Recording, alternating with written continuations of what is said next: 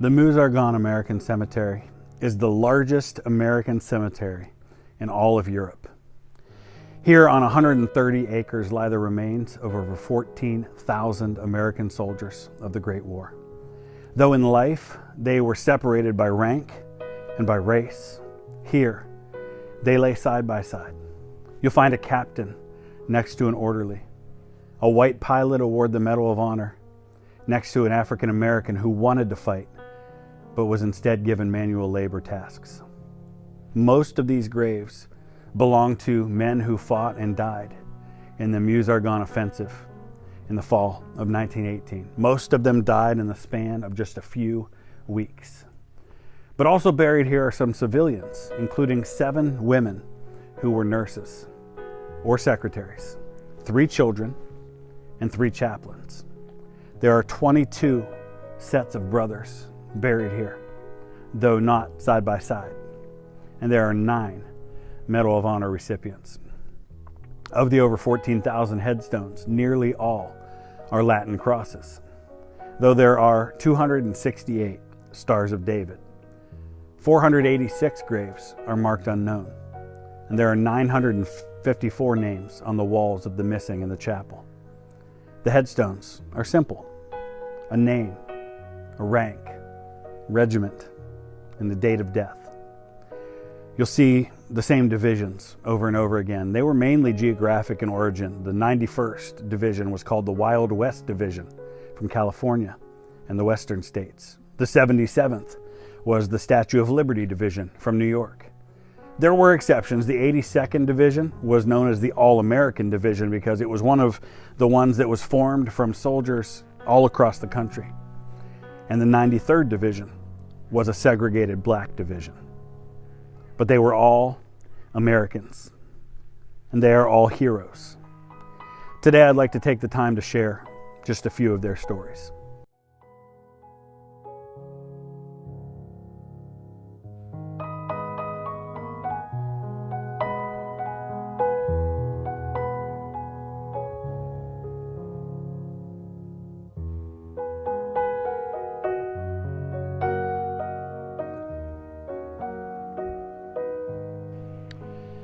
Victor Emmanuel Chapman was born in New York City in 1890, but he came to France with his father after his mother died when he was a child.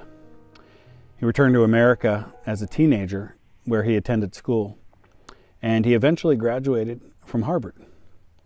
He was again living here in France when the Great War began, and within weeks he had enlisted in the French Foreign Legion. Not a lot of people know that there were Americans fighting on the ground with the French Foreign Legion in the early days of the war. It was there on the front lines that he became friends with some fellow Americans who also served in the Foreign Legion. After one of their friends was killed, Victor left the Legion and decided to attend flight school, and he was quickly certified as one of the very first American fighter pilots. He flew several missions with the French Air Forces and was eventually promoted to the rank of sergeant, as you see here on his marker. Soon, another opportunity came along when he was given the chance to become one of the very first members of N-124, which is known as the Lafayette Escadrille, as you can see right here. The Lafayette Escadrille was a French squadron that was made up of American volunteer pilots and was named in honor of the Marquis de Lafayette, who was a French nobleman who served as an American general during the Revolutionary War. And so it was a way of Americans who served in the French army to return the favor. On June 17th of 1916, he was flying over the Verdun sector when he was attacked by 4 German airplanes. During the engagement, Chapman suffered a head wound, most likely from an attack by the German pilot named Walter Hundorf. Chapman was able to land his airplane safely, with Hundorf getting his 5th victory as a result, making him an ace. Chapman returned to the air within days, despite the fact that his bandaged head was obvious to everyone, and he was still suffering from that wound. On June 23rd, he was attacked north of Douaumont by German flying ace Lieutenant Kurt Wittgens, with Wittgens flying a Halberstadt D2 that day against Chapman's Nieuport 11. Wittgens soon gained the upper hand. Chapman's plane was hit and crashed into the ground at full speed behind German lines. Needless to say, he was killed instantly and is officially classified as the very first American pilot to ever be killed in action.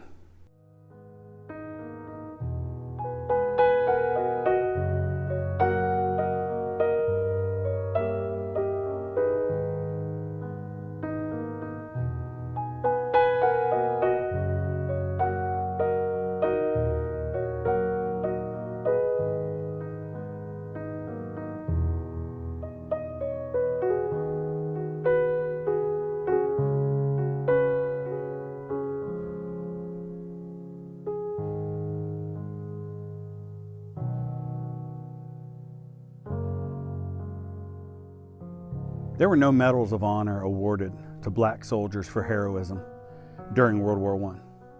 This was finally corrected in 1991 when President George Bush presented a posthumous award to the Sisters of South Carolina's Freddy Stowers. His citation reads as follows: Corporal Stowers, a native of Anderson County, South Carolina, distinguished himself by exceptional heroism on 28 September 1918 while serving as a squad leader in Company C, 371st Infantry Regiment, 93rd Infantry Division. His company was the lead company during the attack on Hill 188, Champagne-Marne sector, France, during World War I. A few minutes after the attack began, the enemy ceased firing and began climbing up onto the parapets of the trenches, holding up their arms as if wishing to surrender. The enemy's actions caused the American forces to cease fire and to come out into the open.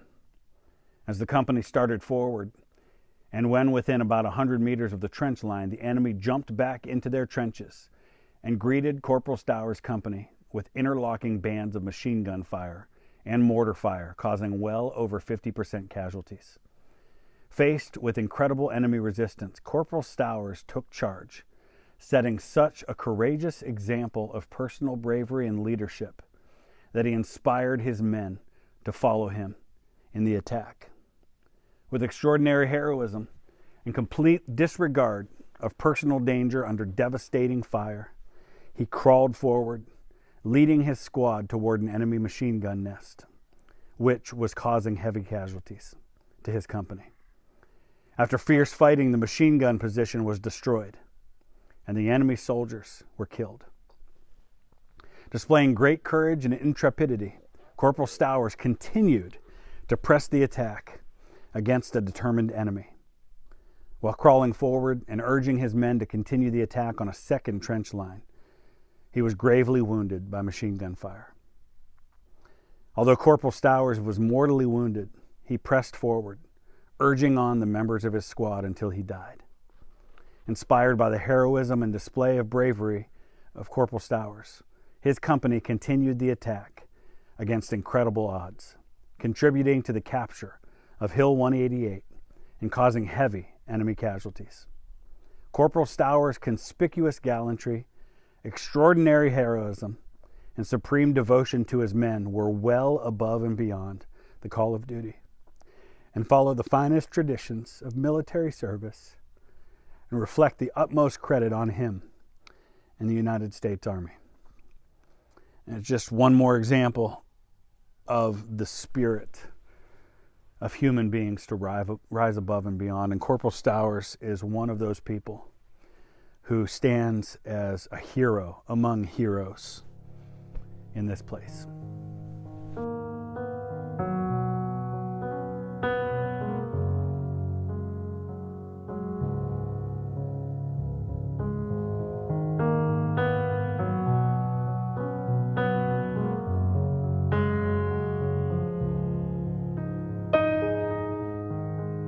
You know, walking through the Meuse Argonne American Cemetery, it reminds me of the melting pot that is America. You see Italian names, you see French names, you see German names.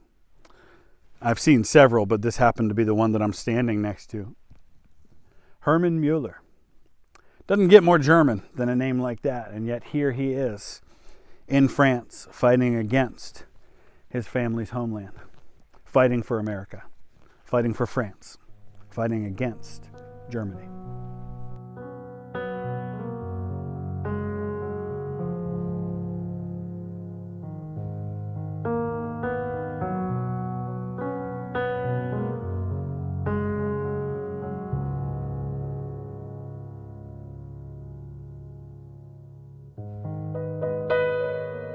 Here in a row of nurses and civilians and infants in Section F is Marion Crandle, who was born in Cedar Rapids, Iowa.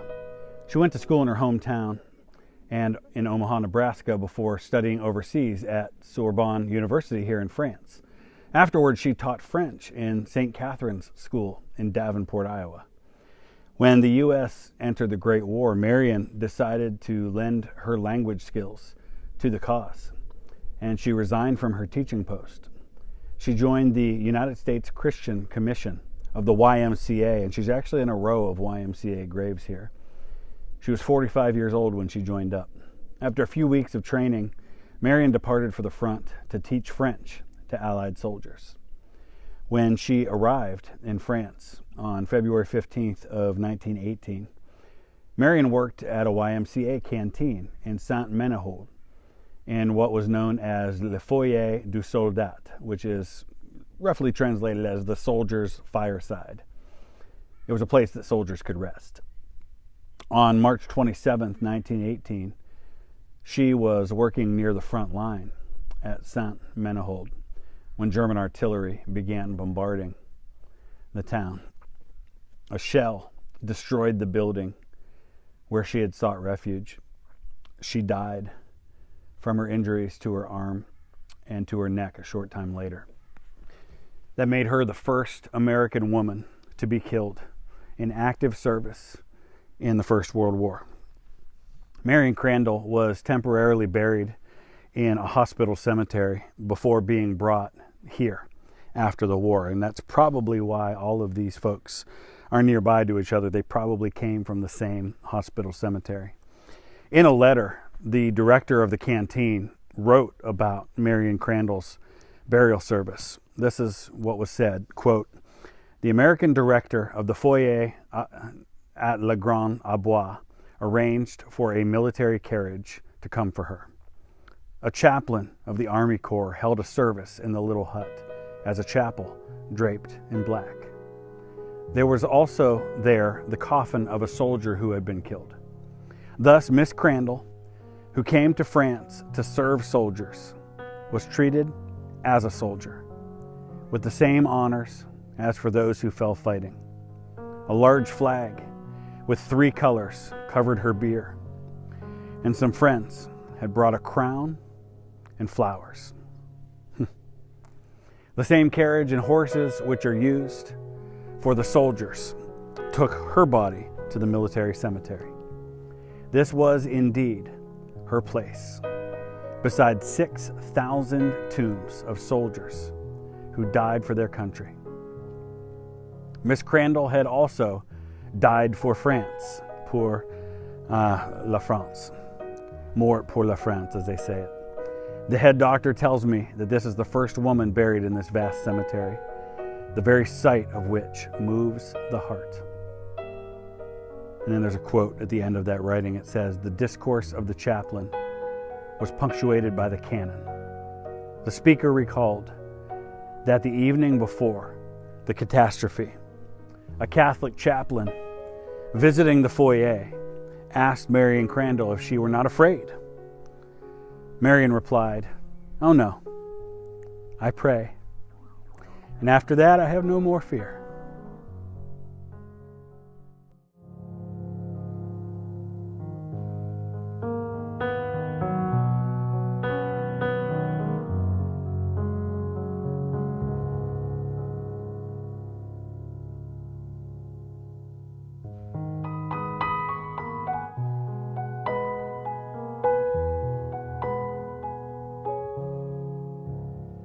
Eddie Grant was born in Franklin, Massachusetts in 1883. He earned a law degree at Harvard in 1909, where he played baseball and received the nickname Harvard Eddie. Eddie's best remembered for his baseball career. After a 3-hit debut with the Cleveland Naps of the American League, who went on to be the Indians and now the Guardians, the team I root for, he went on to the minor leagues. He reappeared in the majors in the 1907 with the Phillies and took over as leadoff batter in 1908, leading the National League in at-bats in both 1908 and 1909. Eddie Grant became a fine fielding third baseman, fast on the bases and dependable in the clutch.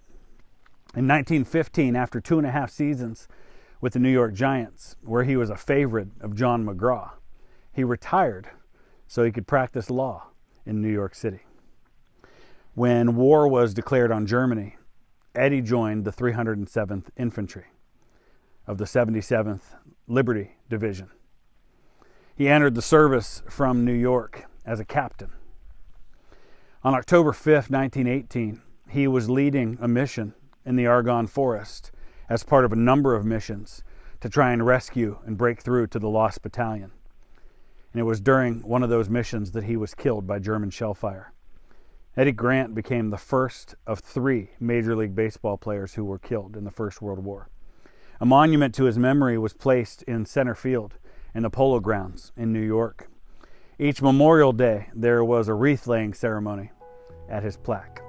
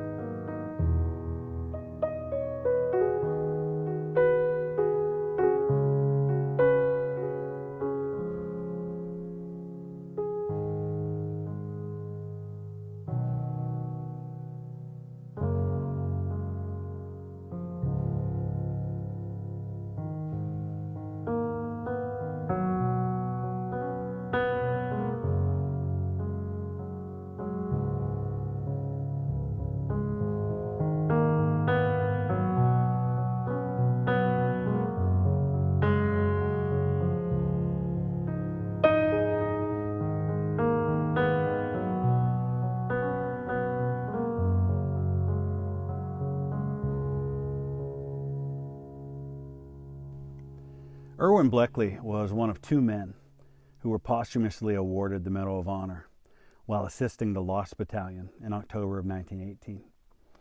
His Medal of Honor citation reads as follows, quote, "Second Lieutenant Bley, with his pilot, First Lieutenant Harold E. Goetler, Air Service, left the aerodrome late in the afternoon on their second trip to drop supplies to a battalion of the 77th Division, which had been cut off by the enemy in the Argonne forest. Having been subjected on the first trip to violent fire from the enemy, they attempted on the second trip to come still lower in order to get the packages even more precisely on the designated spot. In the course of his mission, the plane was brought down by enemy rifle and machine gun fire from the ground. This resulted in fatal wounds to Second Lieutenant Bley, who died before he could be taken to a hospital. In attempting and performing this mission, Second Lieutenant Bley showed the highest possible contempt of personal danger, devotion to duty, courage, and valor.